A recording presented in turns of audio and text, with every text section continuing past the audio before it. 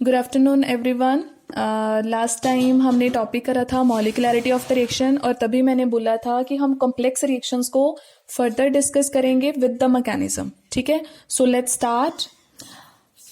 Complex reaction बेटा मैंने already बताया था। What is complex reaction?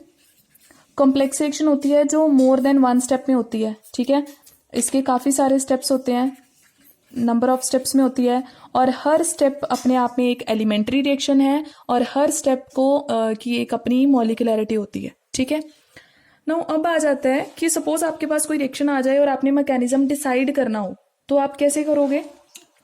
तो यहाँ पे मैं ना एक एग्जांपल ले रही हूँ, फिर हम डिस्कस करते हैं मैकेनिज्म कैसे डिसाइड करते हैं। अब ये मेरे पास रिएक्शन है NO2 F2 are reacting with each other to give NO2F। ठीक है, तो यहाँ पे अगर हम बैलेंस कर देते हैं तो आपकी ये रिएक्शन आ जाएगी।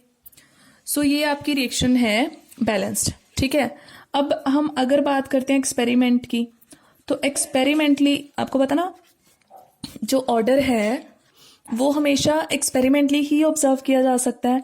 तो एक्सपेरिमेंटली इस रिएक्शन का जो रेट है वो पता कितना आ रहा है? Rate of reaction is K NO2F2। ठीक है, अब यहाँ से हम दोनों चीज़ें डिस्कस करते हैं, ऑर्डर, मॉलिक्युलरिटी, स्टेप्स, मैकेनिज्म एटसेट्रा। ठीक है, तो ये आपके पास गिवन थी रिएक्शन और जो आपके पास रेट ऑफ रिएक्शन था वो ये आ रहा है। इसका मतलब रेट क्या है? NO2 की पावर 1 पे डिपेंड कर रही है और F2 की पावर भी 1 पे डिपेंड कर रही है। तो ऑर्डर ऑफ रिएक्शन कितना हो गया? Order is 2। क्लियर हो गया? अब बात करते हैं मॉलिक्युलरिटी की। अब इसका मतलब ये हो गया कि ये रिएक्शन जो है आपकी कॉम्प्लेक्स है।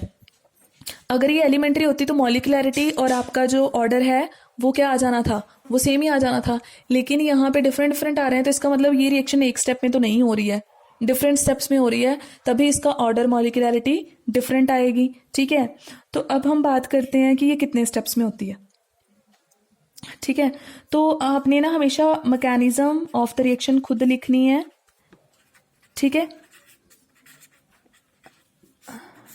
फर्स्ट स्टेप जब भी आपने लिखना है आपने क्या ध्यान में रखना है ये। ठीक है, फर्स्ट स्टेप आपने खुद ये बनानी है। ठीक है, फर्स्ट स्टेप क्या ध्यान रखना है कि जो रेट ऑफ रिएक्शन है वो कौन कौन से रिएक्टेंट पे डिपेंड कर रही है। एक तो वो NO2 पे डिपेंड कर रही है और एक ही F2 पे डिपेंड कर रही है। तो आपने उन दोनों रिएक्टेंट को लिख लेना है, NO2 F2, बस इन्हीं की रिएक्शन करवा देनी है, दैट्स इट। जितने रिएक्टेंट्स आपके रेट एक्सप्रेशन में हैं आपने उन्हीं को उठाना है और उनकी रिएक्शन करवा देनी है। जब आपने रिएक्शन करवानी है, अब आपको कैसे पता चलेगा आपने कौन सा प्रोडक्ट बनाना है?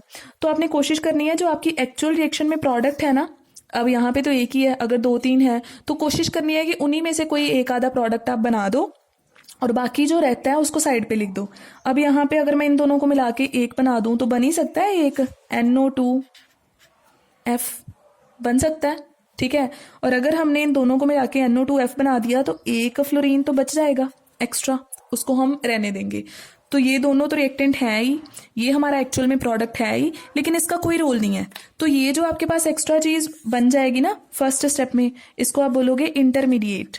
इंटरमीडिएट मीन्स कोई ऐसा आपके पास मॉलिक्यूल या एटम है जो आपकी एक्चुअल रिएक्शन में उसका कोई रोल नहीं है, ना वो रिएक्टेंट में है ना वो प्रोडक्ट में है। तो इसका मतलब अगर आपका फर्स्ट स्टेप में वो बन गया है तो आपने सेकंड स्टेप में उसको खत्म भी कर देना। ठीक है, तो अब आप क्या करोगे? सेकंड स्टेप लिखोगे। सेकंड स्टेप कैसे लिखोगे? आपने ये जो इंटरमीडिएट है ना इसको तो उठाना ही उठाना है, इसको लिखना है। ठीक है, प्लस जो भी बाकी अब रह गया है आपकी रिएक्शन में रिएक्टेंट उसको उठा लेना है। अब आपको पता है एक NO2 हमने यूज कर लिया था, एक F2 यूज कर लिया था, सिर्फ एक NO2 बचा था, तो हम उसको ले लें। सारा कुछ यूज कर लिया तो अब मिलाकर फिर प्रोडक्ट बनाना है। एक प्रोडक्ट तो ऑलरेडी बन चुका था, एक और बना देते हैं NO2F। अब कोई और एक्स्ट्रा कुछ नहीं बच रहा है। ठीक है, सो इसका मतलब this is the mechanism of reaction जो 2 स्टेप में हो रही है, स्टेप 1 एंड स्टेप 2 में।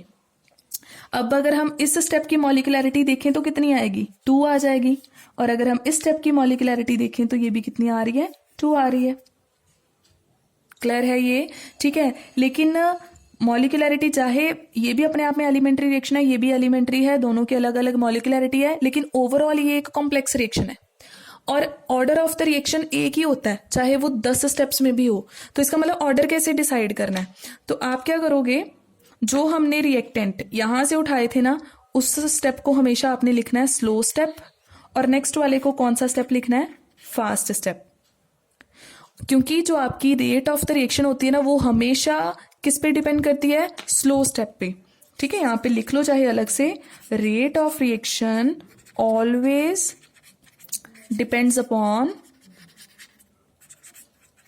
Slow step of the reaction. Clear है ये? तो हमेशा रेट फास्ट पे नहीं डिपेंड करती, स्लो पे करती है। तो इसका मतलब इन दोनों स्टेप्स में भी स्लो स्टेप कौन सा है, ये वाला। तो रेट ऑफ रिएक्शन कितना होगा, आप लिख ही सकते हो आराम से। इसका मतलब रेट ऑफ रिएक्शन सिर्फ इसी पे डिपेंड करेगा, और यहाँ पे सिर्फ दो रिएक्टेंट है, मैं दोनों को लिख रही हूँ NO2 1 F2 1। आपके एक्सपेरिमेंटल रिजल्ट्स के साथ फिर वो मैच कर जाएगा। लेकिन आप मैकेनिज्म को बिना आपके रेट ऑफ रिएक्शन एक्सपेरिमेंटली जाने की नहीं लिख सकते हो। क्लियर? अगर आपको एक्सपेरिमेंटल रिजल्ट्स क्लियर हैं तो आप उस कॉम्प्लेक्स रिएक्शन का मैकेनिज्म अलग से डिसाइड कर सकते हो। अब चाहे ये दो स्टेप्स में हुई, लेकिन ऑर्डर इसका एक ही आएगा। ठीक है, ऑर्डर की वैल्यू वही रहेगी चाहे जितने मर्जी स्टेप्स में हो। Hope it is clear. ठीक है, तो इससे रिलेटेड ना वैसे आपको बोर्ड में ये कभी नहीं पूछते हैं कि इसकी मैकेनिज्म लिख दो या ऐसा कुछ भी। ठीक है, उल्टा उन्होंने मैकेनिज्म खुद लिखा होता है और आपको ये पूछ लेते हैं रेट ऑफ द रिएक्शन। तो उससे रिलेटेड जो न्यूमेरिकल है वो कर लेते हैं एक try. This is the reaction given and it takes place in the following steps. ये दो स्टेप्स लिखे हैं बच्चे, दोनों में हो रही है, दो स्टेप्स में मिला के हो रही है। कहते what is the order of reaction and what is rate law, आपने ये बताना है। तो यहां पे आप क्या लिखोगे, रेट लॉ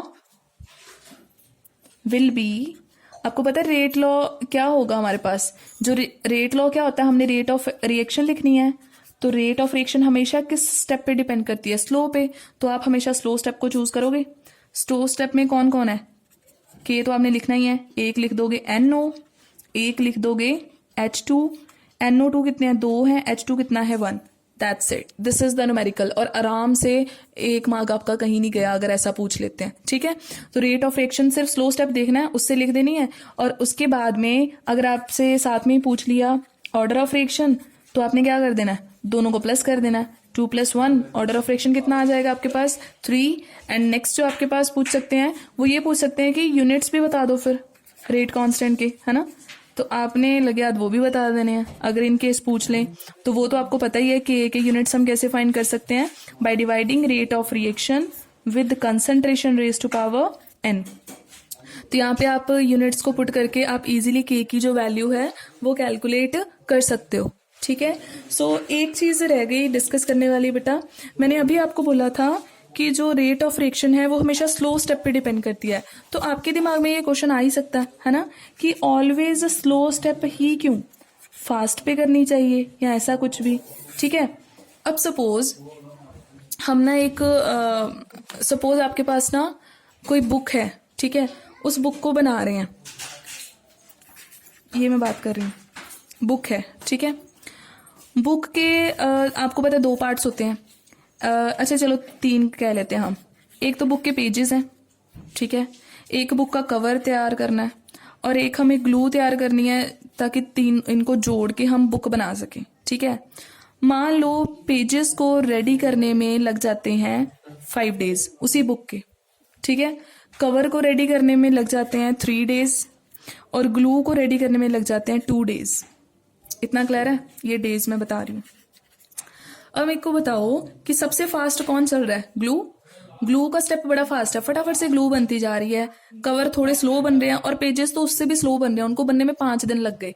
तो मेरे को ये बताओ, अगर मैं आपसे पूछूं कि बेटा इस जो फैक्ट्री है इसमें बुक कितने दिनों में रेडी हो जाएगी, तो ग्लू और कवर नो डाउट 3 दिन में ही सारा बन के तैयार हो जाएगा। लेकिन अगर पेजेस ही नहीं होंगे तो आप क्या करोगे। सो जो आपका सबसे स्लो पॉइंट होगा ना, वो डिसाइड करेगा कि आपका काम किस दिन कंप्लीट होगा। अब 5 दिन में जैसे ही पेज कंप्लीट हुए, तीनों को अटैच करके आपने बुक बना देनी है, तो इसका मतलब बुक 5 डेज में रेडी होगी, ना कि 2 और 3 में। तो किस पे डिपेंड करी, स्लो स्टेप पे। हमेशा जो स्लो वाला पर्सन है वो डिसाइड करेगा कि क्लास आपकी कहाँ स्टैंड करती है। ठीक है, तो इसका मतलब जो भी किसी भी एग्जाम्पल होप आपको क्लियर हो जाए होगी कि rate of reaction it always depends upon the slow step of the reaction. That's it. और आपने अच्छे से मॉलिक्यूलरिटी एंड ऑर्डर का जो डिफरेंस है उसको रीड करना है। ओके